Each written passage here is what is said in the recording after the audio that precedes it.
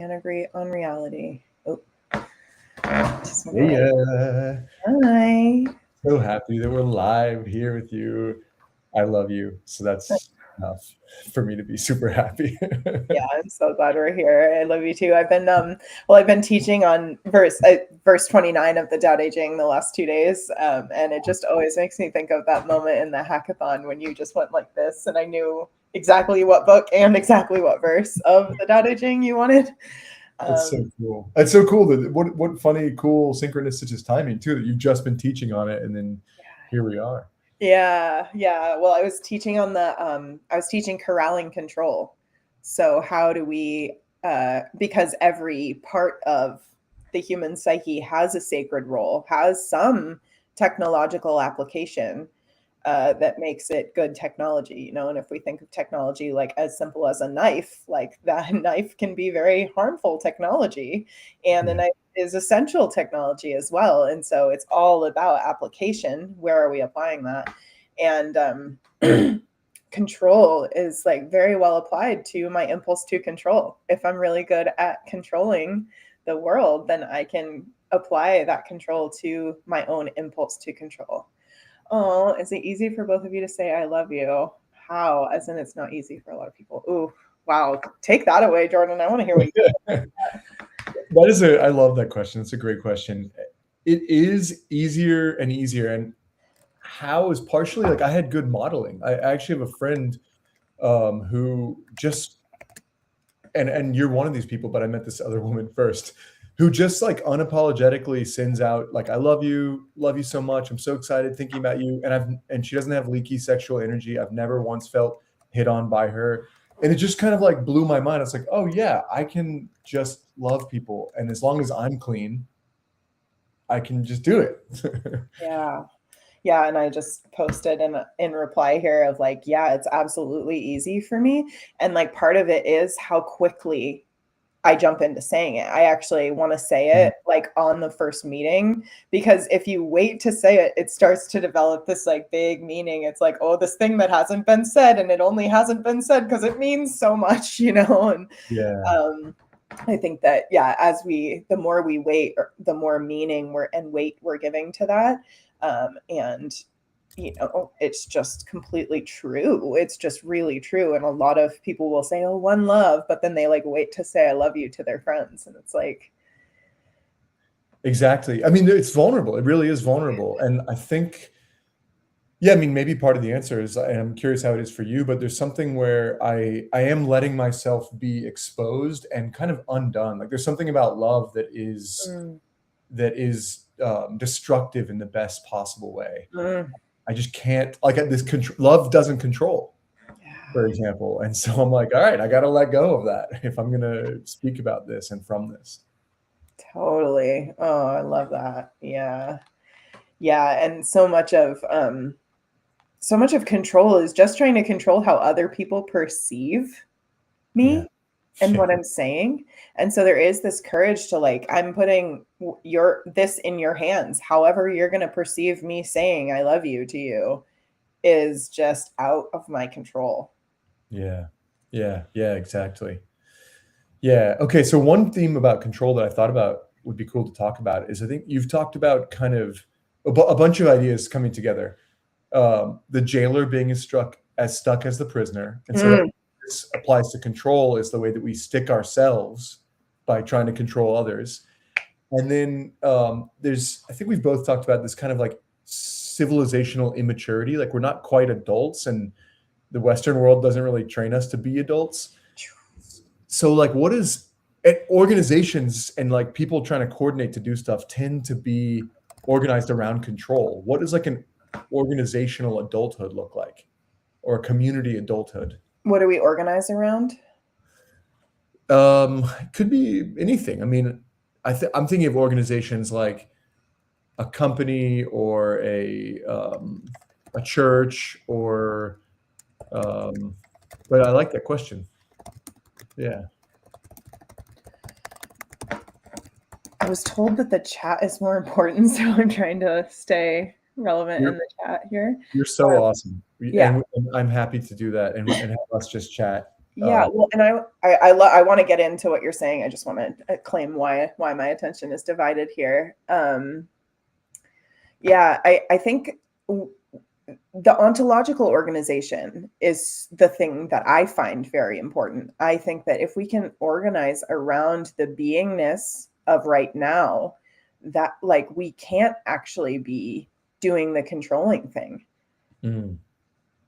And that's the thing that came through on the teaching. I taught on corralling control Monday and Tuesday this week. And here we are, it's Wednesday. I don't know when people are going to be watching this, but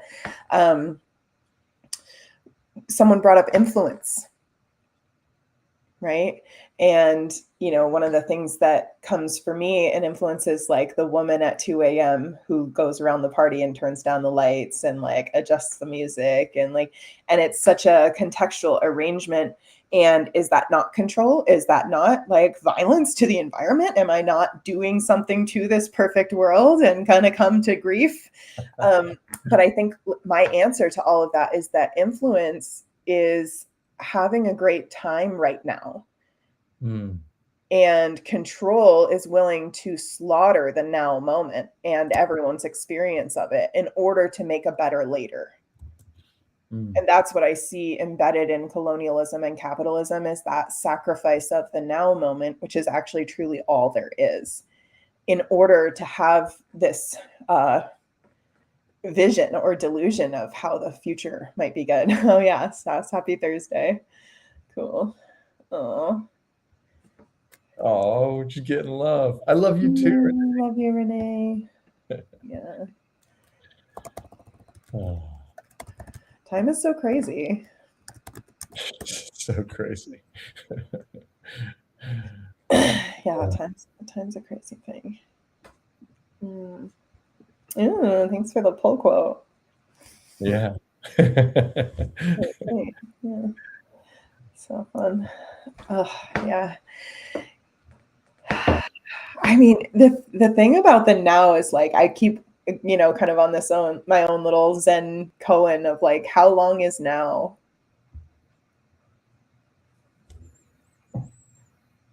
I love it.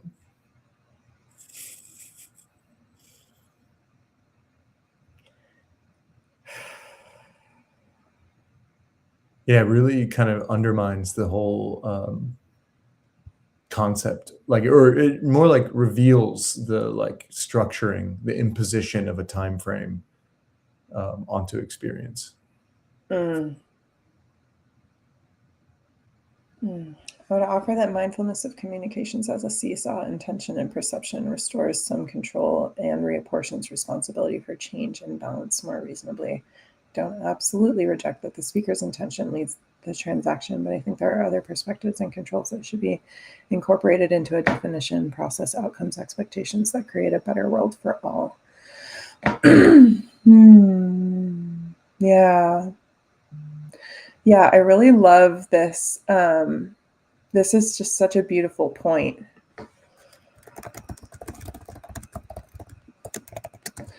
Of like the responsibility is all around. And so this is such an answer to the Newtonian mechanics that want to really invest in an object and an actor and make the actor responsible for what's happening to the object. And that's just Newtonian mechanics are like a cartoon of reality. It's like super useful to be able to look at physics via a cartoon instead of via like the very intense quantum entanglement we actually have. But yeah, the truth of all of this, you know, reciprocity is that everything is alive, everything has responsibility. And yeah, I love this quote: responsibility comes in indivisible portions of 100%.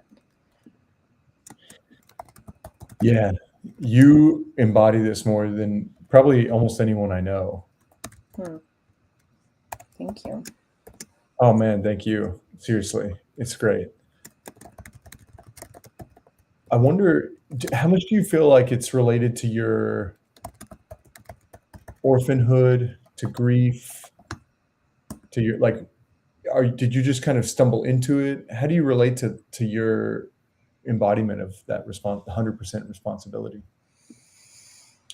Well, I think it really comes more from me, my tyranny. I was such a tyrant, and then I found the secret of all things, and I had like a burned disc version of the audiobook on like 4 discs, and one of them was like broken or like corrupted. It didn't even work. So I was like listening to most of The Secret, and I wasn't even sure what I was missing. And I just started to understand my role that I was playing as the receiver of all things, as the interpreter of all things. And once I saw that, I couldn't ignore it.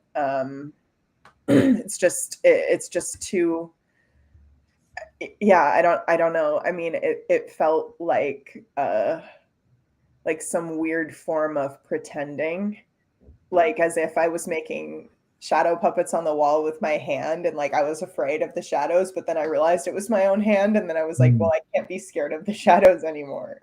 Like I can't even act like I'm afraid of that anymore now that I know it's just my hand making that motion. Yeah. That reminds me of, I don't know if this originally came from him, but I first read it in like a Ken Wilber book. He was talking about shadow, and he's like, it's like you're pinching yourself. And people ask like, what do you do with it? And he's like, no one has ever asked, what do you do when you like to stop pinching yourself once you realize that you're pinching yourself? Yeah.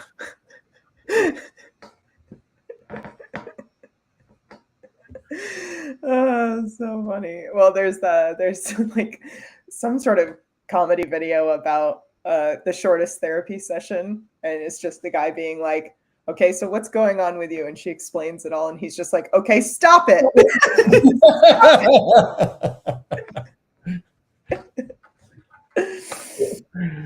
Yeah. Well, and I had a client say that who had came to a few workshops of mine, just a few of my master classes, and then was like, I can't remember what had me controlling and blaming. I can't remember my logic for that. I can't remember why that made sense. I really can't connect with what about that made sense to me at that time. And I think that that's like, I've just been using the word psyop a lot. Like, this is a psyop. Like, a lot of these ideas that I have about how the world works are just a total psyop. Yeah. Like independence. Yeah, keep going. I think this is where your way of thinking is so, it's like this incredible combination of like, you're like, yeah, I love control. I love using control to control my control. Like there's a zero pushing away. And yet you're like, look, here's all these concepts that we assume are true and are actually just psyops. Yeah. So I'm like, man, let's tell us more, all of it. Independence. Yeah. Well, I think independence is, because I teach a lot on codependency, how to move beyond codependency entirely. And a lot of the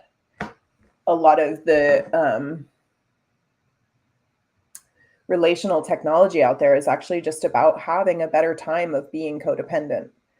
And then people will be like, oh yeah, well, I choose interdependence instead. And I'm like, no, interdependence is a fact. You don't opt in or out of interdependence. You are interdependent, just like your nervous system does resonate with the other nervous systems around you, period. Yeah. That happens. That just does happen, and that's science. And so really it's about shifting the flavor of the interdependence, because codependence is a flavor of interdependence. And then the alternative is like, if we say we want to stop being codependent, that means we opt out of participating in the interdependence, but that doesn't mean that interdependence stops.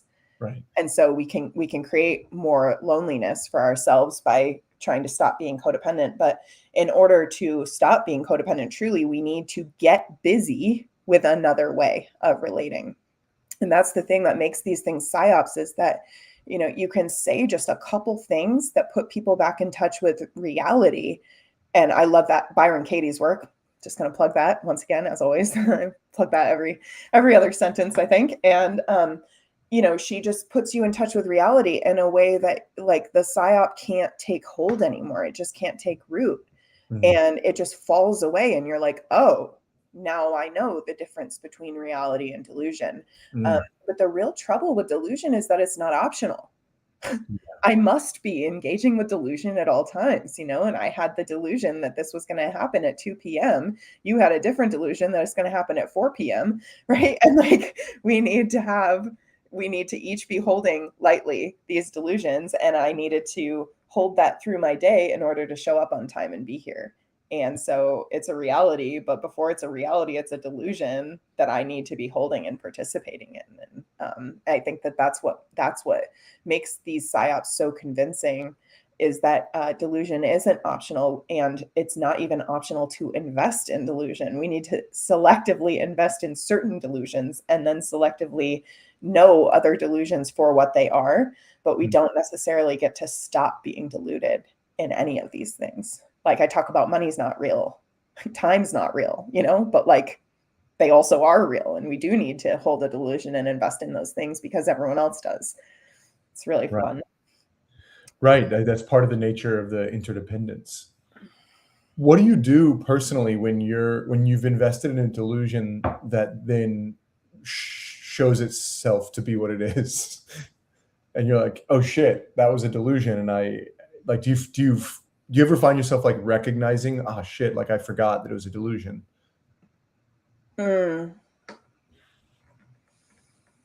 Yeah. I mean, I had a recent moment where, well, because the thing about delusion is that, and maybe we'll just switch over to the word imagination. I like the word imagination. So it's all my thoughts are imaginary, and imaginary experiences, like experiences of things that are imaginary, give me are real experiences, just like a fake flower is a real object. It's not a flower, but it's giving me something of an experience of a flower. And so what's the thing that's crazy is that my thinking is all imaginary. And so is the thing that says how real or how imaginary my thinking is. So I think I want a pink elephant, and I know that that's like a very imaginary imagination. And then I think I have a call with Jordan at 2 p.m. and that's a pretty real imaginary thing. But I'm just imagining how real each of these things are as well. So I want to catch up a little bit with the comments here. Offer that mindfulness of communication. Okay, I already saw that one. What's your quantum understanding of communication? Then the responsibility for the interaction lies somewhere only with the speaker. So I would say the responsibility lies everywhere. I think that's the real thing.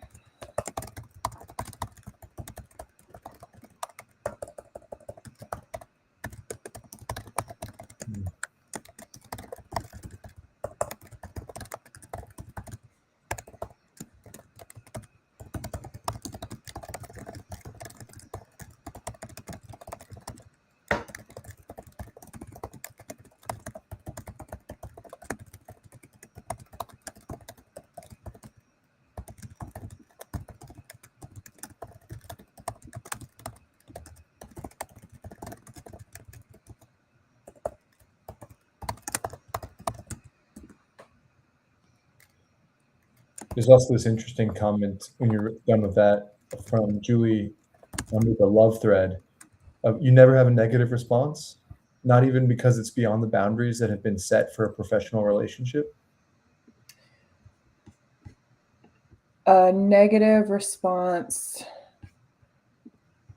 to love, to saying I love you. Is that you think that that's what we're talking here? Good question. Maybe you can clarify what you mean by negative response, Julie. I'm also looking for, well, and even that language is so fun because it really calls into these value judgments that we place on the world, negative and positive. I don't actually use those value judgments. For me, negative means describing what is not. So I use negative and positive as linguistic terms. So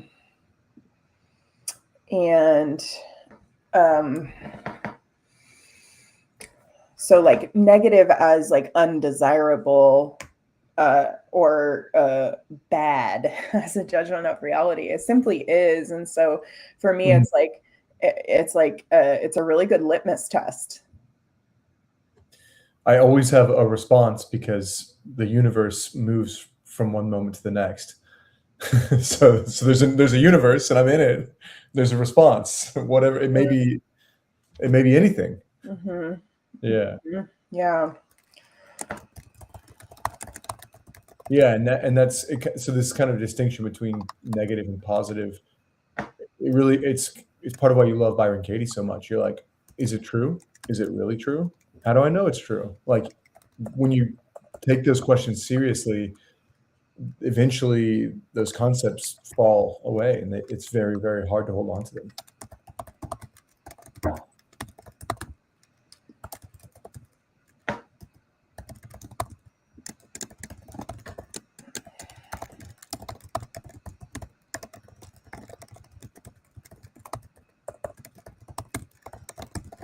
Well, and I think like this question about a negative response, it's beyond the boundaries that have been set for a professional relationship. You know, that's such a nice introduction to boundaries too. And Yeah. so, and I think that this also comes back to that quantum conversation of like because it's in a business context, you know, I don't mean it like come home with me tonight, you know, like it's almost like there's the context also ballasts the statement in a way or qualifies the statement in a way. I think I'm getting lost in commenting, and Yeah. so call If a little split.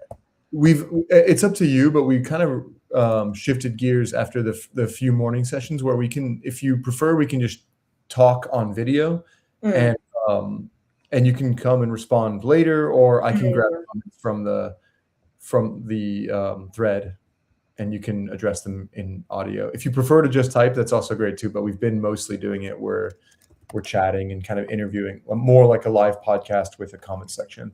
Cool.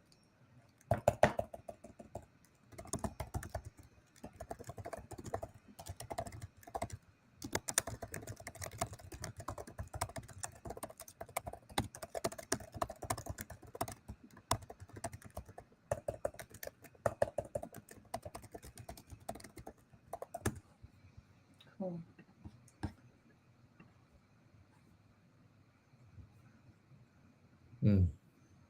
Love you, Seth. Yeah. Yeah. All right. Are we caught up on everything that's been said, I think? Yeah. I think so. There's one, there is like a, this, I'd love for you to speak about unintentionality. Because I think sometimes people have this idea like, okay, well, communication is hard, and therefore I need to be more conscious, more mindful, more intentional. And I think you have rightfully identified like the cost of that is all relationship at all. Is what all relationship? Is relationship at all.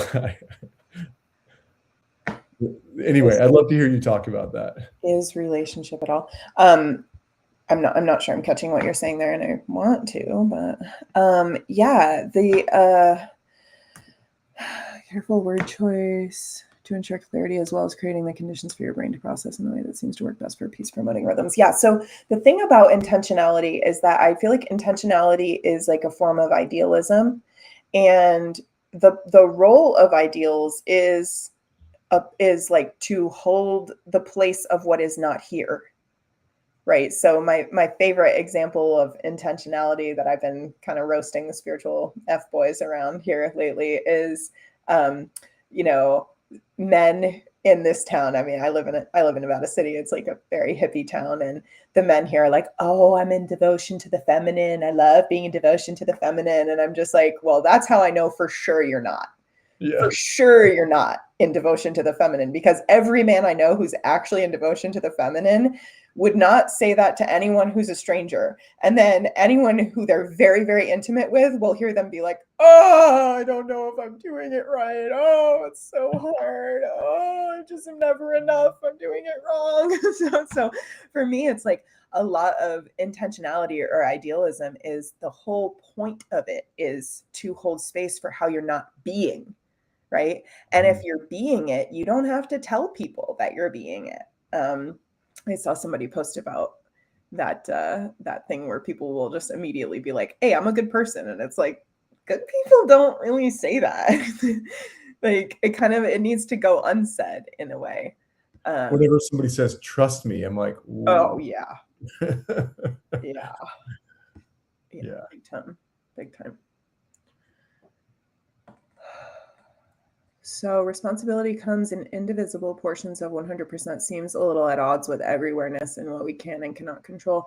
We are not in disagreement. We are in exploration. And yeah, totally. I think this is the thing. So it's like, I am 100% responsible for how I act toward the things I can't control.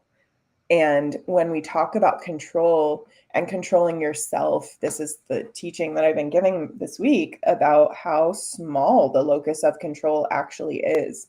The locus of control is not, I don't control my thoughts and feelings, actually.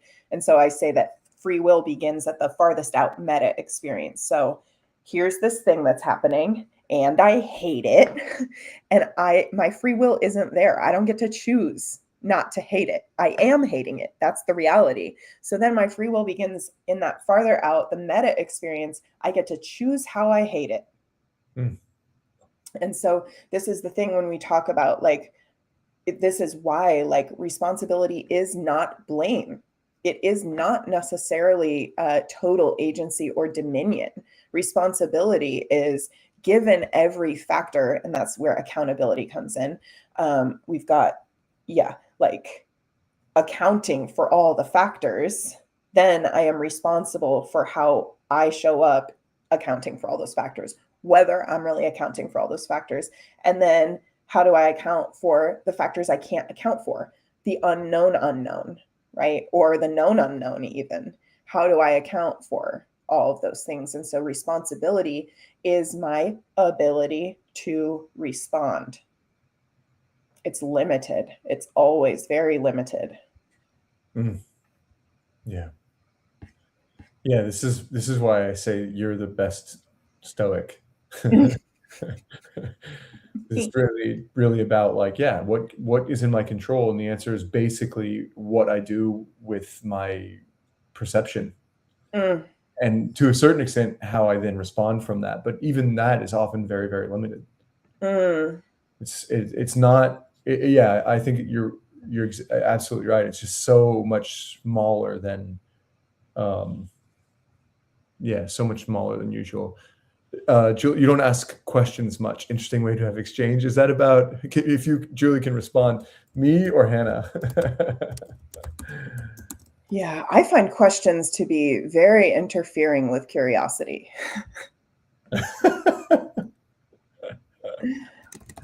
Can you say more about that? Well, a question necessarily has this, you can consider whether you have accurately perceived, Hannah. I'm not really clear what that means, but feel free to elaborate. Yeah, so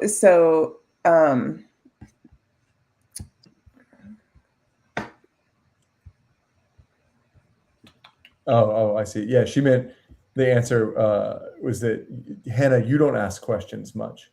I do not. Yeah. Yeah. Yeah. Right. So I don't know how you relate to it, but the way I perceive you is, or I experience being with you, is that you say what you need to say, or what's true for you, or interesting for you, and then you just kind of empty out, and you're just the space that if something wants to come forward, it can. Mm. And part of what's so helpful, beautiful, I like about that is that I think there's less of a tendency for people to speak when they don't need to. Mm. Like, people learn that like words are the way to like exchange, to be intimate or express love or gratitude or whatever, to affirm each other. And I feel like that just doesn't come up with you as much. It's like, no, it's fine for it to just be, we're here. Yeah. I've been reading Hunt, Gather, Parent. Have you read that one? I have. So epic. Anybody who hasn't read that, but I think that this weaves perfectly in with the intentionality thing. Words are in the realm of the intentionality. And I find questions to be limiting because they are rife with projection in most cases and assumption. I'm really interested to hear what Julie's going to say. Oh, Renee says she finds questions aggressive. Yum, yum, cool. Yeah. Yeah, I'm curious about Julie's perception of all of this for sure. And I think that there are judgments about people who don't ask a lot of questions. It's definitely not my style. Yeah, I want to know what you want to reveal of yourself. Right. Right. And Go ahead. No, it's like you're genuinely unattached to whether someone reveals more, goes deeper, doesn't. It's just like, nah, I don't want what's not readily offered in devotion. yeah. Oh, wow. Thank you, Jordan. Thank you. Well said. Yeah, that's really sweet. Yeah, and I think, questions do press us for the words, like you were saying, like they press us to verbalize things that really can't be verbalized. And sometimes the questions that drive me craziest are often like, what happens in your body? I'm like, how's that your business? Like, what are you going to do with this information, actually? And someone actually recently asked me while I was in a live teaching in person, which I rarely do, what is it like for you to be teaching? And in the moment, I was just, I have no words. I can't tell. I have no idea how to answer that question. And then later I was like, when I'm teaching, I'm not there. Like, Yeah. I'm not I'm again, like you said, emptying out. I feel so seen by you, Jordan. Thank you. Oh, it's a pleasure. Yeah. Mm. Yeah, and that what's it like in your body thing, that's a funny one. It's a really good example of a type of projection where almost universally it's not always the case, but almost universally when somebody asks that, I think what I see happening, and when I check with them, indeed, this is what's happening, is they're like, I don't know how to feel connected to this person right now, and I'm uncomfortable. And so I'm going to ask them to give me some information that will ease my sense of uncertainty. Yeah, absolutely. Or it's like a subtle, like, I think you're actually in your head and you're not actually in your body. Like, it's a lot of questions are subtle accusations, I think. Oh yeah, sorry. I took that for granted and then tried to steel man the underlying motivation for that. Oh yeah. Yeah, for sure. Oh, yum. Okay. Haha, Jordan asking you if you can say more about finding questions disruptive to curiosity. If I remember correctly, made me laugh out loud at my Leffy again. And yes, big relate on preferring to allow space for folks to share when something is alive for them rather than attempting to draw it out of them and thereby controlling the interaction more than I want to. Yes, that's totally. A question that interrupts what I'm offering in the moment and I have to do work to answer. Yes, Renee. Oh my God, I so feel that. I so feel that. Yeah. Yeah, they do feel like very, yeah, and again it's like that investment in words. We're very invested in words. And people tell me all the time, like, oh, you're so great with my kids, like, oh, my kids are so relaxed around you. And it's like, yeah, because I'm not trying to like have wordy interactions with a child, like they're just like, oh, cool, an adult who's not asking me a billion questions. It's so cool. Yeah, there's something in just being together, like really being together. But those first dates that feel like an interrogation or an interview, and I read a thread recently about someone realizing a man wasn't asking any questions. And when I read deeper into it, it was like he also wasn't leaving space for her to talk about her experience, which is kind of another thing. But I think that the questions are a red herring. Yeah. Yeah, absolutely.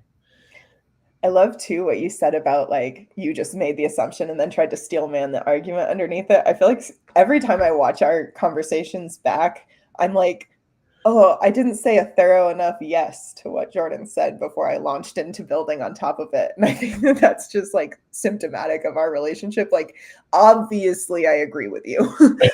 Like, just think, of course, I agree with you. And here's the rest, but I just don't even bother to say how much I agree with you in a lot of cases because it's just like, Yes, well, you already know I agree with you. it's true. Oh, cool. Here's a new comment. Curious if either or both of you agree we are each responsible for ourselves, for our experiences, our choices, and our outcomes, and accountable to each other in relationship. Personal responsibility and interpersonal accountability equals relational synergy. Responsibility. Accountability equals being held to account by the universe, cause and effect, but we can claim it by acknowledging impact and making repairs. Here's my investment in words. Yeah. I mean, unfortunately, words are what we have too. It's like, oh, it's tough. Okay, so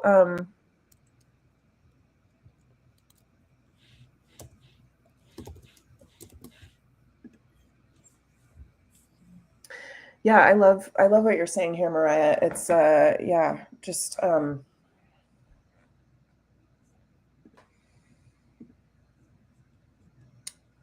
I think repair is a really interesting one too. Like a reversion. There's something that wants to go back in time often about repair. Hmm. And I think that this is like one of those like subtle and not so subtle places that, responsibility is not blame, but it's often offered as blame. And people say, I want you to take accountability, or I'm going to hold you accountable. And what they really mean is, I'm blaming you, you're to blame, and I want you to fix the past, fix how I experienced this before. And why did I experience it like that? Because of you, and you're to blame. And that really includes what responsibility and accountability really are. And so I've had women be like, well, why did it feel like this? Why did it feel so bad? Why did it? It's like, it felt bad. It felt bad. It felt bad. It felt bad. That's how it felt. It felt bad.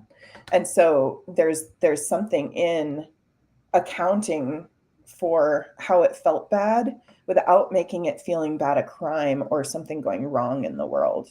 Mm-hmm. Totally. And this is a thing that I run into as a parent all the time. And almost every parent, I'm sure, has this experience where like you hit the reality that your kids are going to suffer, and they're going to suffer at your hands, and they're going to suffer sometimes for things that are just part of reality. And it's making it wrong doesn't help them in any way. It makes it worse. Being like, yeah, that hurts.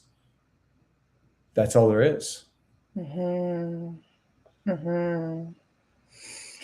Yeah, and almost I've been teaching this too about control, is that it begins when we ask a kid, hey, what's wrong? Hey, what's wrong?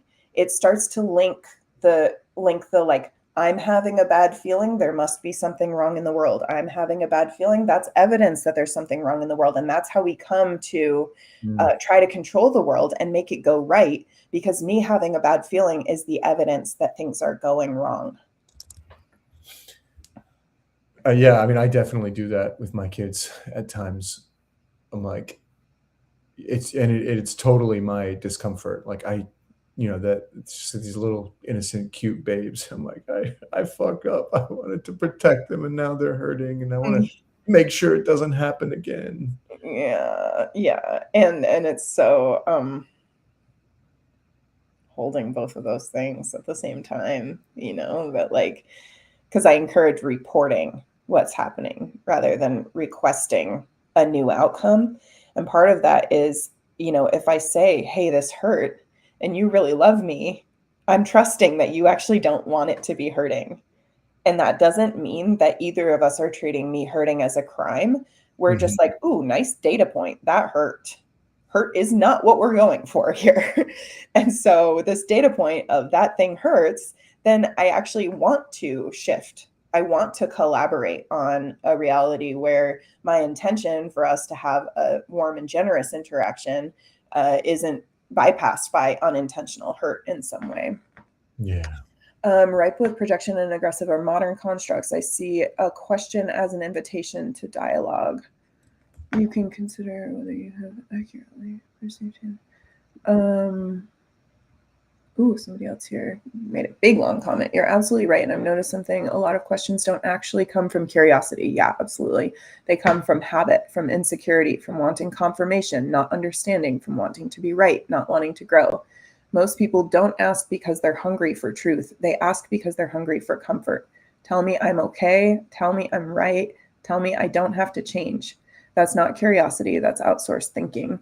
Real curiosity is dangerous. It cracks open assumptions. Yes. It forces humility. It requires patience. It admits, I don't know, and I'm willing to sit in that.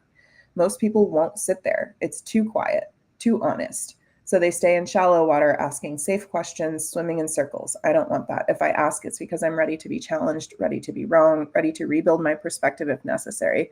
Questions should be open doors, not reinforced cages. And I'm here for doors. Yum. Cool. Thank you. Yeah, cool.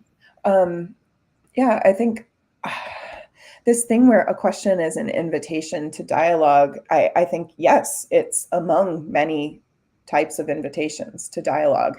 And there are, yeah, like to this other commenter's point of like an open door, there's an open-ended question. And Chris Voss talks about this in his book, Never Split the Difference, which is the other book I can never shut up about. So we got Byron Katie's Loving What Is, which are the 4 questions that will change your life. They definitely are an invitation to dialogue within about what's going on. And then Chris Voss talks about open-ended questions that are like, how are we going to do that? How are we going to do that? You know, and so that those questions can really open things. But this idea that a question is the only invitation to dialogue is just not true in my experience. And so Chris Voss's work is about hostage negotiation and these tactics of verbal conflict de-escalation, aka negotiation, are things that I learned for 3 years while I was working in juvie. And then I found this book and I've listened to it between 8 and 10 times all the way through. It's so good. Even though I marinated in this information, even though I was really in it, truly the thing that gets people to reveal themselves is mislabeling a situation. Yeah. You say, oh, you seem to feel afraid. Say that to a man. Oh, it seems like you're afraid. No, I'm this, I'm that, I'm that. And he'll just tell you all the things, all kinds of things.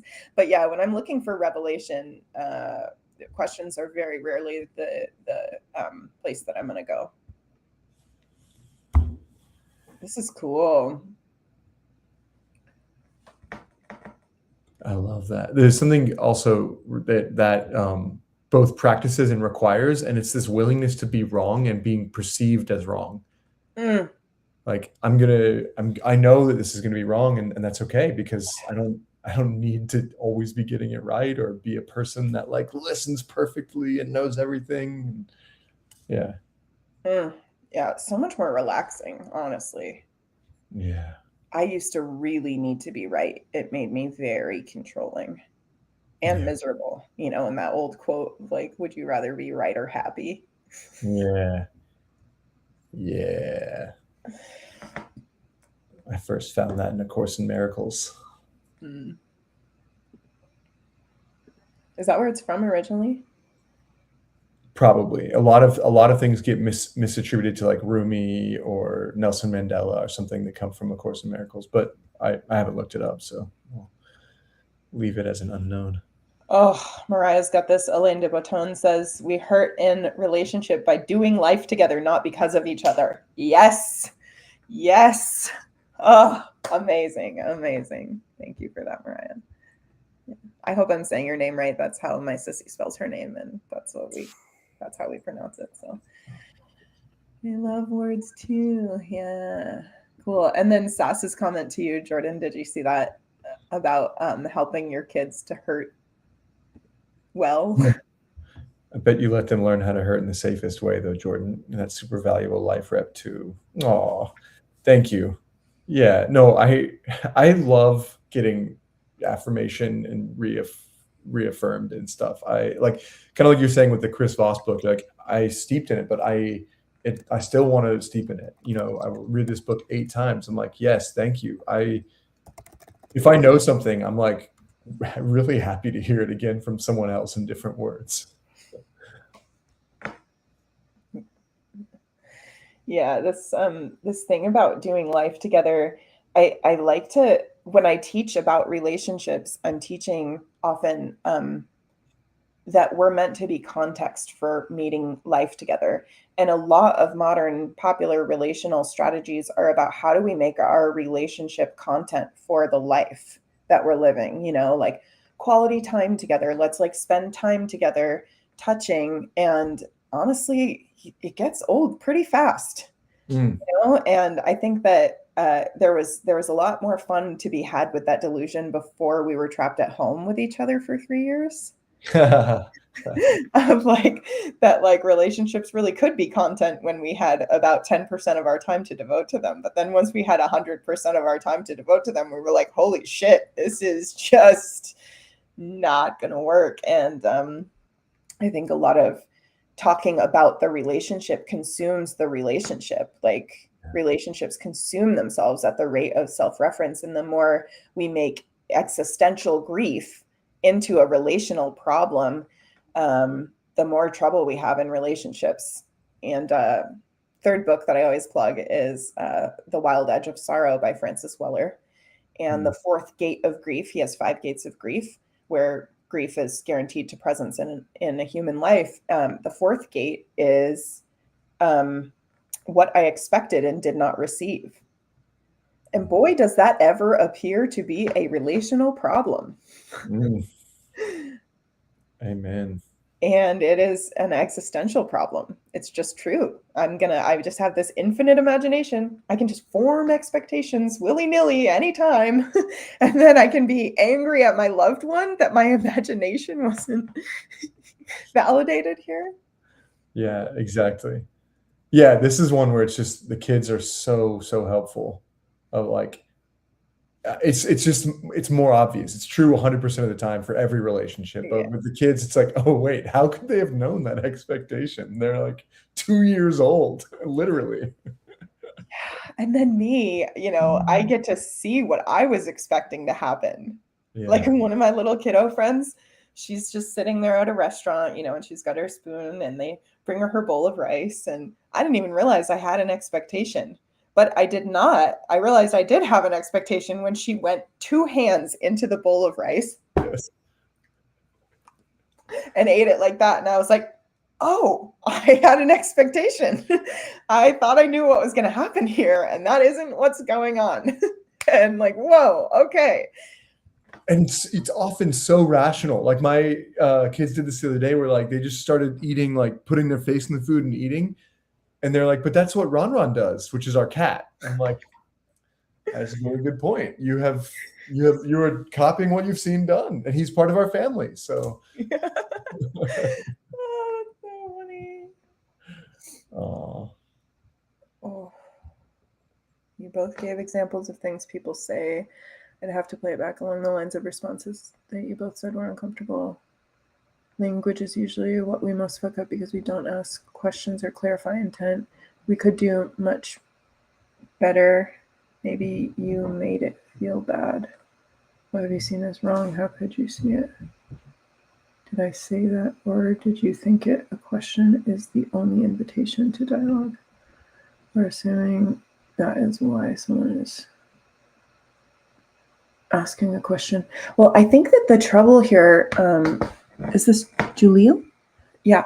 The trouble with these can be damaged by imprecise language. Yeah. So we can't choose for someone else to understand the linguistic precision that we're using or the linguistic imprecision that we're using. For example, I use gendered pronouns because they make language easier to understand. If I can say he and she, then it's much easier to write a generalized post about relationships. But then people are like, well, this goes the other way with genders. And I'm like, wow, yeah, whoa, what an insight. It's like the gender had never had anything to do with my position on this. This is just like linguistic convenience. But Julia, what I would say is that there's this thing where language is usually what we most fuck up because we don't ask questions or clarify intent. I would say that when I feel a lot of coherence and agreement, questions feel besides the point. And so Jordan and I have a lot of coherence and a lot of agreement. And when we do ask questions, we find a lot of coherence and agreement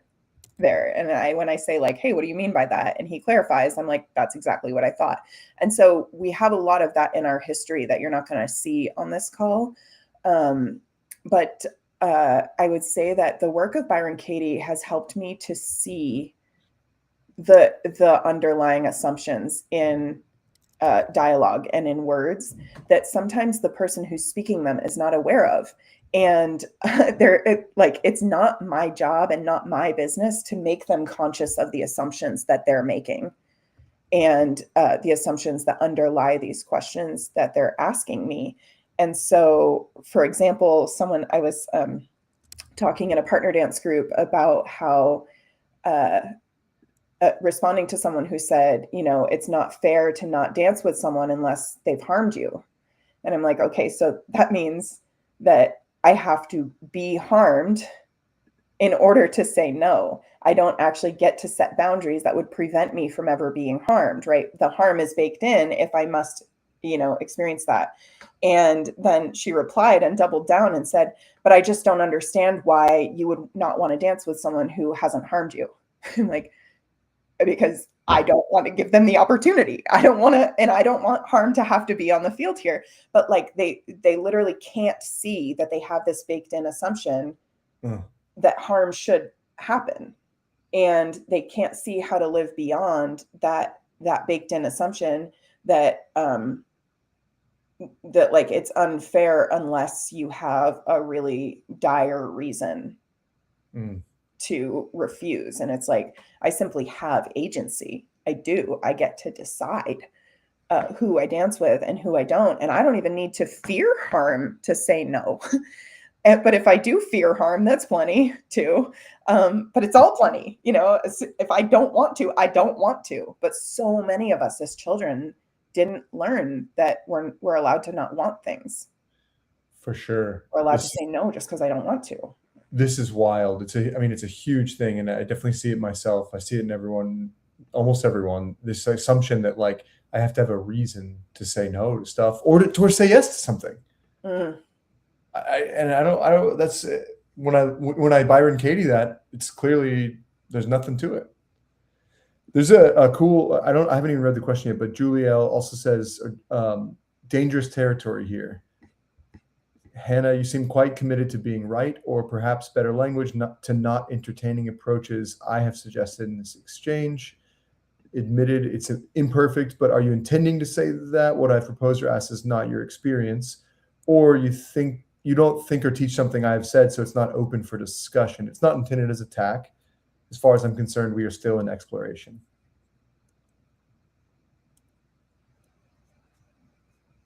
And sadly, you only have 1 minute to it if you want to attend to that comment live. No, I mean, you have 2 minutes and then we'll start wrapping it up. I disagree with the comment. I think that we've entertained a lot of these things and spoken to the value of questions and the hazards of questions and wherein I would ask questions. And, I am very committed that the way that I've decided is right for me is absolutely right for me, for sure. And I am very clear that the way that's right for me is not right for everyone, and certainly open, vulnerable to misinterpretation. But it's also conveniently repulsive to people who are not for me, to people who don't want to do it my way. They clear right out of my field because I seem like I'm not asking questions, and they value questions. Like, I'm never going to be the person who asks a lot of questions. So if that becomes a deal breaker for you, like, amazing. I hope you find someone who's really, really got a lot of questions for you. And that's amazing. But I think there's no way that we can universally guarantee coherence between two individuals. And that's the beauty of the multiplicity that's available in the world, is that we get to find people who are right for us. Oh, I love that. And I'm so grateful. I'm grateful for the comments and the risk Totally. that everyone's taking to share these opinions, because it's just like, even that, what you just said is so, I mean, I met my wife on Bumble, and I put something in my profile. This was years and years ago, before there were lots of questions. And I was just like, let's, meet up for a hike in the Greenbelt and talk about what makes life meaningful, or something like that. And I am sure that I turned off many, many women who were not available for meeting in the Greenbelt and not wanting to talk about what makes life meaningful. And I'm so grateful for it, because I didn't want to spend time with people that I wasn't matched with, or wasn't willing to have these cool connections that were cool for me. And I hope they find the person that's cool for them. So yeah, like I see that as a kind of, like I said it in one of the comments, almost an alley-oop. Like, someone says something that's disagreeing, and then I'm like, great, that helped me clarify my position and be able to say it. And you don't even have to agree with me. You can keep disagreeing, but I'm actually, I really see that as like a team effort. Yeah. Hey, we got to wrap up. Okay. Oh, thank you. There's one, it's just last sweet comment. I want to say you are two of my favorite humans. I'm so delighted to see you both sharing your lights together. Thank you, Mariah. Thank you, Mariah. Really appreciate you. Yeah. Thank you, Hannah. Loving you. I mean, you teach courses, as mentioned. People can find you by searching your name. Yeah. And securedetachment.com. Yeah. If anyone was not tracking insecure attachment. No, secure detachment. Secure detachment. Secure detachment. Yeah. Yeah. So funny. Insecure attachment. Thank you, Jordan. Yeah. Appreciate you. Absolutely. Likewise. Okay. Loving you.